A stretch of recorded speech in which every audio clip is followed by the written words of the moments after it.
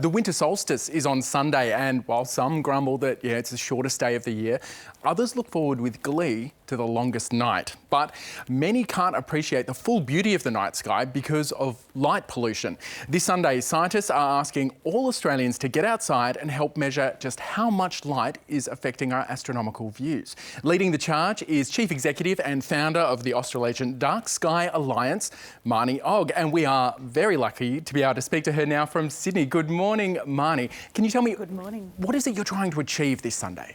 Well, we are hoping to preserve the stars for future generations. So what we're aiming to do is break a Guinness World Record for the largest number of people participating in an online lesson. So this is something that all families can get online and do, and then during that lesson they can go out and have a look at the stars and just gauge how well they can see them from their own backyard. So do people need any special equipment or anything? Do we need telescopes or binoculars? No.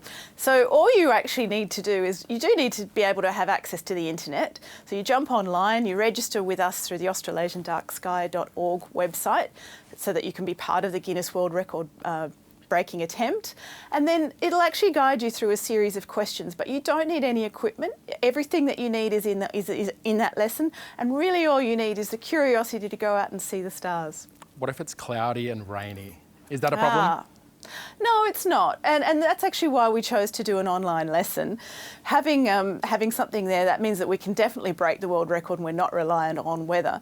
So if it is cloudy or raining, or you just can't access being outdoors on the night, you can actually go through the lesson anyway. And then when you do get an opportunity, go outside and you can participate in the data collection bit for the scientists at another time. Marnie, why is this important? Why do we need to know how dark it is?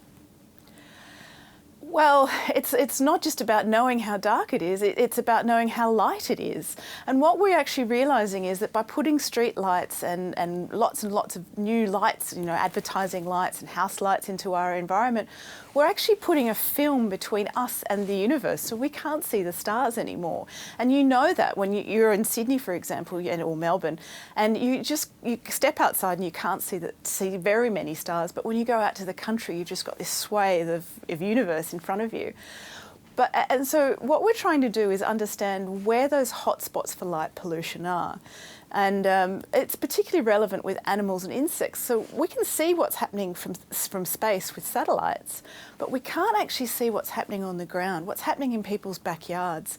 And it's really important for scientists to be able to gauge that, to see what's happening, what's stressing our natural environment, our nocturnal animals, our insects, our native species.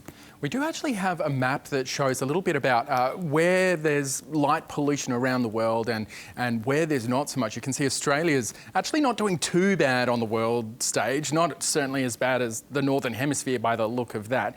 But why do you think it's important for people to connect to the sky? Well, I can say it from a real personal experience. I've taken people out to Siding Springs Observatory, and I've had people in their 50s, 60s and 70s who have stood there and looked at the emu in the sky, the dark constellation that the Indigenous people saw, and they've cried. They've said, I can't believe I'm this old and I've never seen something so beautiful. And I watch kids that connect with and ask questions about black holes and where did we come from. And it's that curiosity that's driven humanity for a very, very long time. Stopping that, breaking that connection to the universe really breaks a lot of opportunity for curiosity and connection to our natural environment. Oh, you just made me choke up a little bit there, Marnie. Hey, look, I will be getting online on Sunday, absolutely. What's the one thing I need to know to make sure I'm prepared? If you take a coat with you so that you're ready during the lesson. And actually, I need to stress that the Guinness World Records have said it's got to be 30 minutes. So if you rush through it and do it in 15 minutes because you're a smarty pants, you actually don't qualify for the Guinness World Record. So take your time. We've timed it so that most families can do it in 30 minutes quite easily. So that's the clue. So it's all about the experience, not coming first. Got it. All right. I won't do what I did at my high school exams. Marnie, thank you so much for joining me. Best of luck for the attempt, and hopefully we can get some really good information out of this for scientists around the world. Exactly. Thanks for joining me this morning. Wow, Mads, Lisa, you joining us on Sunday? Oh, I would love to join you, and absolutely. goosebumps. Yeah, I had, and you know, I distinctly remember it was. Marnie has absolutely hit the nail on the head there about the emotional connection with the night sky.